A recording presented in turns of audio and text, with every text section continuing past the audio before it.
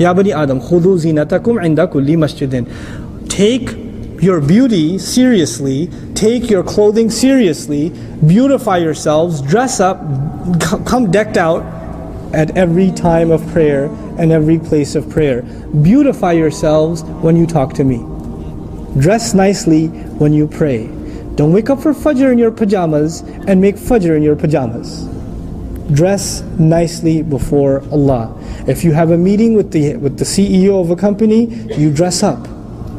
If you have a meeting with the Dean of Academics, you dress up. If you have an interview at immigration, you dress up. You have an interview with Allah, you don't dress up. Dress nicely. Beautify yourselves. You know why this is important? Because when you engage in the act of ironing your clothes, because you're making salat, when you engage in the act of picking the right kind of colors and dressing nicely, putting yourself together. When do people dress nicely? When they go to a party, right? Why? Because other people are going to look at them. Because they're going to be in pictures. Isn't that true? If nobody was going to look at you, why would you dress nicely? Other people are going to look at you, so you dress nicely. You're going out like your dad says. You're going out like that? You know, I have a student from last year, his dad made him iron his t-shirts. So I'm wearing a shirt over it. That doesn't matter. Iron your t-shirt. You're not going out like that. Right? That's not my dad, I promise. Okay, so, but the idea, when you dress up, you're conscious of the one who's going to be looking at you. If you dress up before you make salat, it will automatically make you conscious that what? What am I trying to say? That Allah is looking at you. It will give you khushu' in salah. Just dressing up to pray will give you khushu' in salah. Allah has given us one of the secrets of khushu'.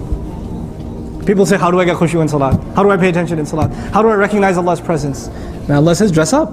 Come prepared. Act like this is something important you just came to, and you will give it full attention. SubhanAllah. And so the first one we should think about beautifying ourselves to is Allah. And if you can beautify yourself to Allah, then you know that that's the kind of clothing you should be wearing everywhere else. That's the other beauty of this. Because you're not going to dress scandalous and go pray to Allah. You're not. There's something that goes on in you. Even girls that don't observe hijab or don't dress, they know they're dressed a little too, inappropriately. Even they, when they're coming into the masjid, something in their head happens and they say, okay, give me your hijab, let me borrow your hijab. Okay, let me change my shirt. Or let me put a hoodie on. Let me put a longer shirt on. Something goes on in their head too. Something goes on there, because they know they're about to go talk to Allah. Allah says, by the way, how many times do you have to pray?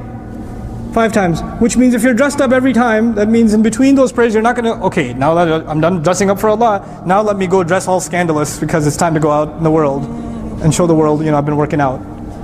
No. That's how you're going to be dressed. That's how you're going to be dressed. You look beautiful to Allah and your dress code will be fine. Your dress code will be resolved. You don't have to get into the halal haram debate.